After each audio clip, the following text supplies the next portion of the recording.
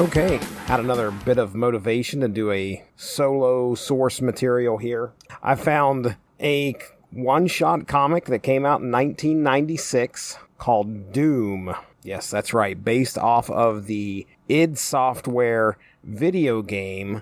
This was released in May of 96, and yes, it is based, according to the inside cover here, off of events from Doom 1 and Doom 2, the video game series where a Marine fights a bunch of demons.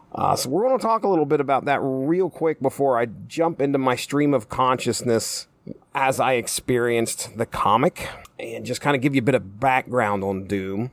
So like I said, video game series, id Software, created by John Carmack and John Romero, some other great people there. Release date for Doom 1. So this comic came out in 96. The first Doom came out in 1993. And you have to think of, this is a computer game. This is not a Nintendo game, Super Nintendo, or a Sega game. This isn't for consoles or in the arcades. This is a game that comes out strictly for the PC. And in those days, they were doing something called shareware, where you could get a game pretty much for free. The way they set this up was by episodes.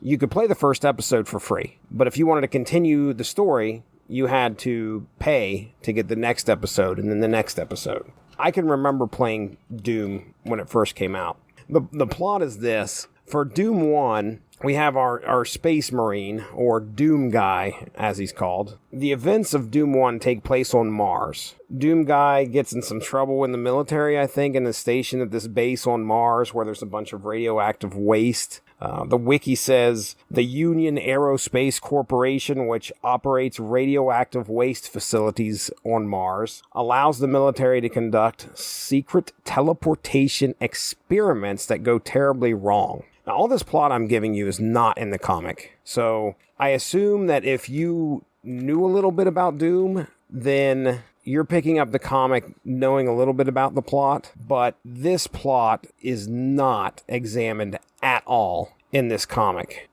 I mean, not at all. When you listen to me as I read the comic, I mean, we just start into it. You'll hear. So anyway, these teleportation experiments start going wrong, and next thing you know, there's a portal to hell that's opened up. All hell breaks loose, if you will. And so Doom Guy has to go around stopping some demons and trying to eliminate the threat that is being posed to this military base. So that's Doom 1. Doom 2 is called Hell on Earth, and that was released in 1994, again by id Software. This happens right after the first game.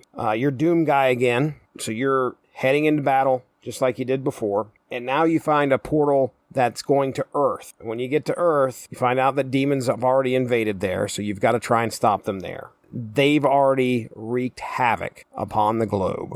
In the game, I talk a little bit about the game in my experience of the comic, but in the game, you basically are Doom Guy. You're the hero. And as you're going through these levels of this base, you're picking up weapons, you're picking up armor, you're picking up key cards to get into this door.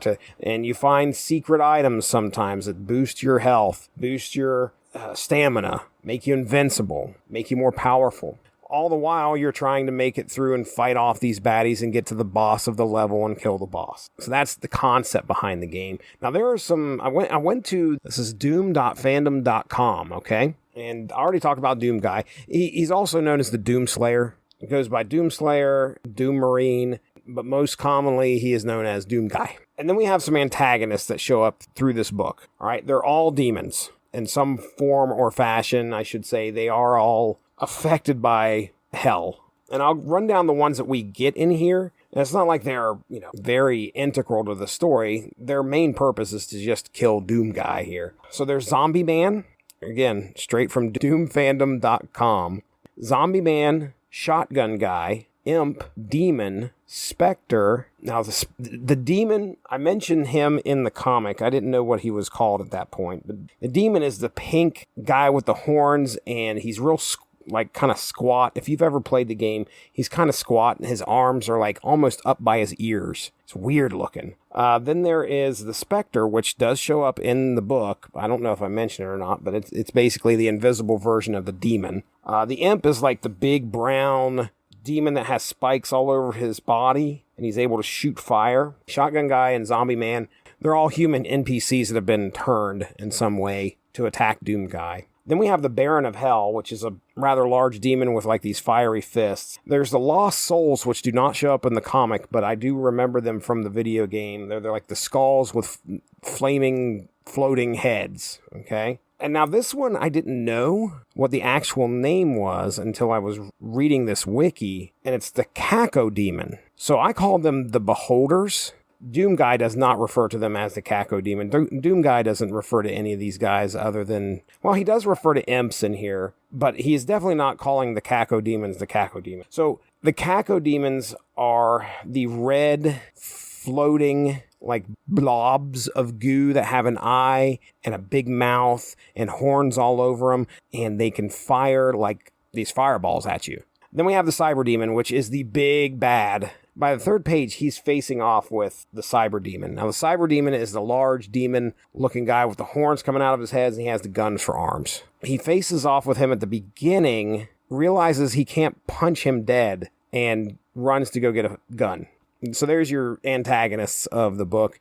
I want to quickly give my experience with the series, the video game series itself. I can remember playing Wolfenstein on my buddy's computer, which was kind of like the precursor to Doom. You know, it was a first-person shooter. You walked around through like a maze of corridors, shooting bad guys. In Wolfenstein, you're shooting Nazis in that.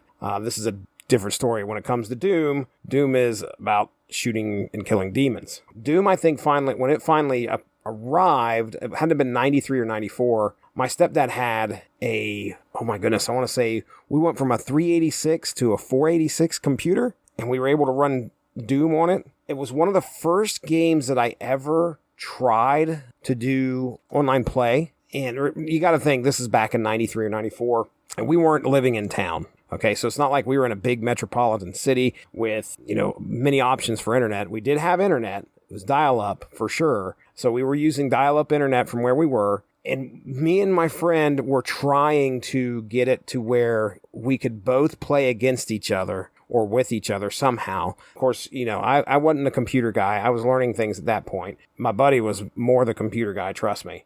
That was 93. It did get ported to consoles, and unfortunately, it wasn't ported very well. I rented this for the 32X, and it was bad. Yes, if you remember the Sega Genesis add-on, the 32X, I had about, 3 or 4 games for the 32X. I was renting some from the local mom and pop video store.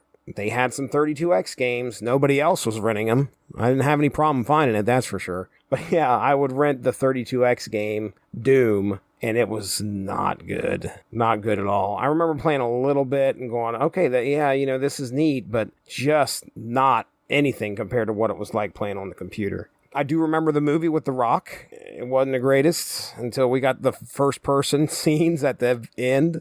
And then recently, this is as recent as last year, 2021, Bethesda released a lot of their games on Xbox Game Pass, one of which being the Doom franchise, which included almost every single Doom game that was out there. I played, I think, the first one and a little bit of the second one. Maybe it was just the first one. I then was listening to a podcast called Nostalgia Goggles, and these guys did a review on the 2016 Doom. Normally they look at older games, but this time they have a series or a suite of podcasts that they do called Nostalgia Goggles, where they take a look at newer games. And Doom 2016, when they talked about it, really made me interested in playing the game, in which I did, and I really loved it. Had a great time playing Doom 2016. Haven't beat it yet, but have had a blast playing and getting to where I was. I made my way into hell. I know that much. So, a lot of fun. Shout out to the guys at Nostalgia Goggles. Go ahead and check them out if you get a chance. Real quick, the front cover of the Doom book has the title Knee Deep in the Dead, which is the actual title to the first episode of Doom. Our creative team, I'll go ahead and run that down. Again, this was released May of 1996, written by Steve Bodybag Bailing and Michael Splatter Stewart. Art and color design by Tom Gallows Grindberg. Lettering by Ed Dead Fear. Edited by the Slaughterhouse 3. Well, it's id and GT Interactive Software that appears to be behind this. Printed in Canada. That's right. All right, well, let's get ready to hear my thoughts as I was reading Doom. That synopsis is coming up, but first let me talk about Amazon Music. If you're looking for a good platform that can fill those musical needs, Amazon Music has you covered.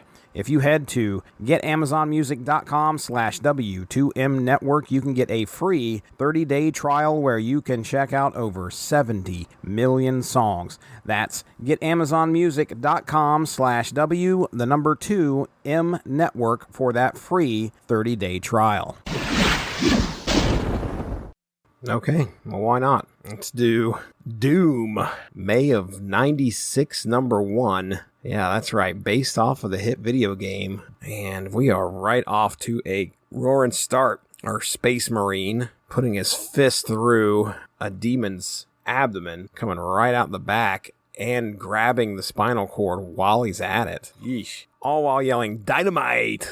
Based on id's Doom and Doom 2. Interesting that all his speech bubbles are red with white lettering. What is... Okay, this dude is like on coke or something. There's something ain't going right in this dude's head.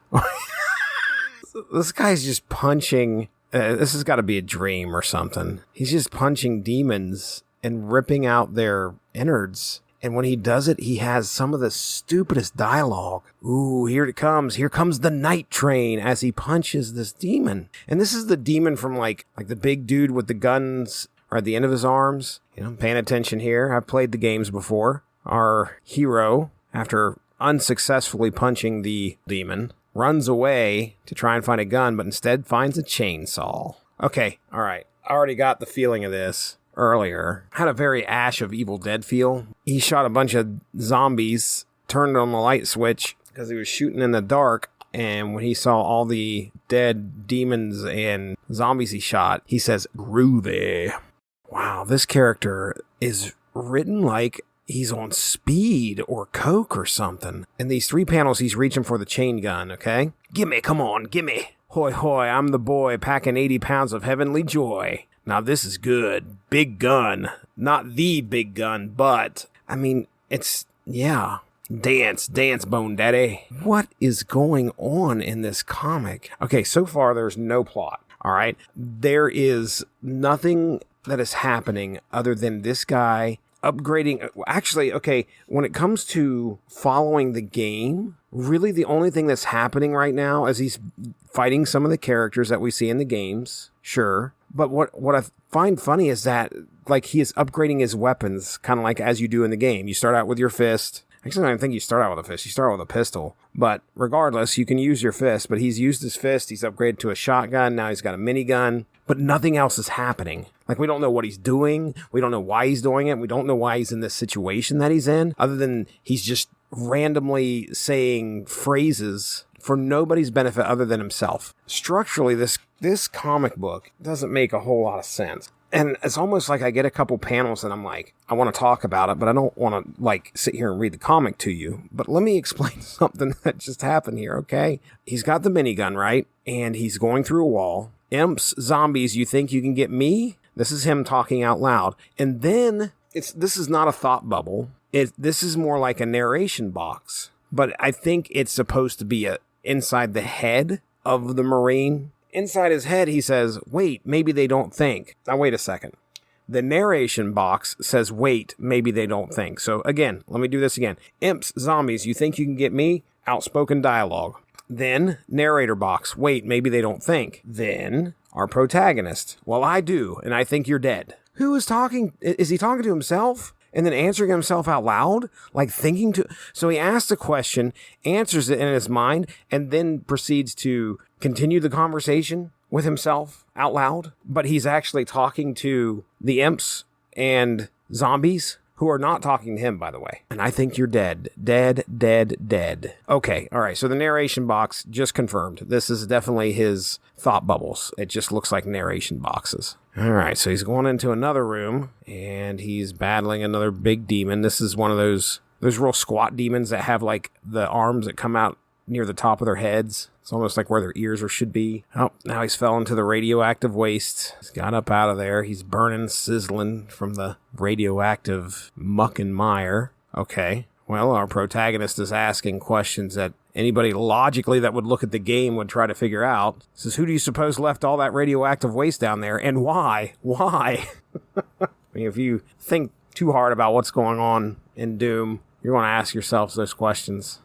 Okay, so I said he was coked out. I'm just going to go ahead and say it. I think our protagonist is crazy. You know, he's dripping with this radioactive goo, and he says, why can't we find a way to safely dispose of radioactive waste and protect the environment? Even if I personally stop this alien invasion, what kind of planet will we be leaving to our children and our children's children? And, the humanity. Again, no one around. Yeah, He's thinking to himself and then answering himself out loud, which is interesting. My big gun is out of bullets. I can't believe it, as he thinks to himself. And then he says, better believe it, soldier. So he's answered himself. Oh, he's teleported himself. Oh, here we have the Beholders, the cyclopean horn-covered demons, or as he calls them, big-mouthed floating thingies. Oh, now he's got the plasma gun. Okay. Upgraded once again. Oh, there's the BFG. Of course, they're calling it the big gun. Lots of gore. Demons tearing each other apart in this. And I knew that's kind of how the game worked. Like if one demon shot at the player and accidentally hit another demon, the other demon would turn around and shoot at it. So the enemies would fight amongst themselves sometimes. And that's happening in this comic, that's for sure. Ugh. Oh, he's actually crying because he thinks the BFG 9000 is so amazing. As I stride knee-deep through the dead, all is clear. I know what must be done. My cause is just, my will is strong, and my gun is very, very large. Okay, I'll give that as the best line of this comic. Okay, well, we've reached the end of this. Victory is mine, yet Earth remains besieged by creatures unspeakably foul. It will take a strong man to bring the light of freedom back to this planet. A strong man with the biggest, baddest gun in the world. Amen to that. All right, well, that makes sense. There's a comment here. Some guy says, LOL, this guy thought Berserk Pack wore off when the screen cleared. You know, that's a good point. Maybe he did have the Berserk Pack. Yeah, he's gone insane. That's what's weird about this is, like, this comic, the Doomslayer, or whatever his name is, has gone insane. Oh, wow. But there's nothing else that happens in this comic other than just him finding guns and killing demons. And I guess that's kind of what happens in that. But there's nothing about the plot other than at the very end. Okay. I got to come back in here with another post-edit because I learned a couple things in the small amount of time between last night's recording of this episode and today. I was talking about in the comic how kind of crazy the Doomslayer acts, and that's true throughout the whole comic. And there is mention that the Berserk Pack was being used in the first 2 or 3 pages of the comic. Now, I think I talked about how he's punching at the beginning of this, and I completely missed the part where he says, Berserker Pack gone, feelings of invincibility over, change of plans. Now, in the video game, so the Berserk power-up, called Berserk Pack in the manuals, this is straight off of doom.fandom.com again. It resembles a regular medikit in a dark gray rather than white box. Now, you pick this thing up, and apparently, according to what this says, is that your punch attack then is able to do 10 times its normal damage. So now it makes sense why at the beginning of this guy is going around punching demons, and then so he comes to the cyber demon in like the 3rd page of this comic book, and that's where he's punching. So now it all makes sense as to why he's able to rage. The thing is that according to what I was reading, is that Berserk Pack lasts until the end of the level. So does he change levels at any point? It looks like he just runs through a door, runs back to get a gun. But again, it still doesn't explain why he acts the way that he acts throughout this whole comic. Another thing that I learned was the phrase rip and tear. So that's at the very beginning here, and I don't think I read this. When he runs into the cyber demon, he's got the berserk pack going on. So yeah, granted, he's kind of crazy. He's berserk. He's gone berserk, ladies and gentlemen. And his dialogue is rip and tear your guts. You are huge. That means you have huge guts. Rip and tear. Oh, here it comes. Here comes the night train. I know I mentioned that. In his head, he's going, choo-choo-cha boogie, choo-choo-cha, choo-choo-cha, oh my. And then that's where the berserk pack wears off. So the whole rip and tear thing, it's been canonized through the Doom 2016 game. Against all the evil that hell can conjure, all the wickedness that mankind can produce, we will send unto them only you. Rip and tear until it is done. But yeah, rip and tear is straight up from this 1996 comic, and they honored it by making it a part of Doom 2016. So there you go. Hey, it's plug time, and you all know what that means. This will be a good time to plug the sponsor of the W2M network, and that is Grammarly. For you, the listeners of Source Material, Grammarly is offering a free download of the Grammarly software. Grammarly's AI-powered products help people communicate more effectively. Grammarly helps you write mistake-free on Gmail, Facebook, Twitter, LinkedIn, and nearly anywhere else you write on the web. Grammarly corrects hundreds of grammar, punctuation, and spelling mistakes while also catching contextual errors, improving your vocabulary, and suggesting style improvements. To download Grammarly today, go to getgrammarly.com/W2M network. Again, that's getgrammarly.com/W2M network to download Grammarly for free. Thank you all for joining us. Make sure to give that Rattlich in Broadcasting Facebook page a like to stay up on top of all the great podcasts we have to offer. We are at home on Spreaker, but you can also find us on iTunes, Stitcher, TuneIn Radio, and recently we have hit the air on Spotify. Find your favorite podcast platform and type in RADULICH to subscribe for some great content. If you enjoyed this show, please feel free to share and spread the word. And as always, we appreciate any feedback and look forward to entertaining you again soon.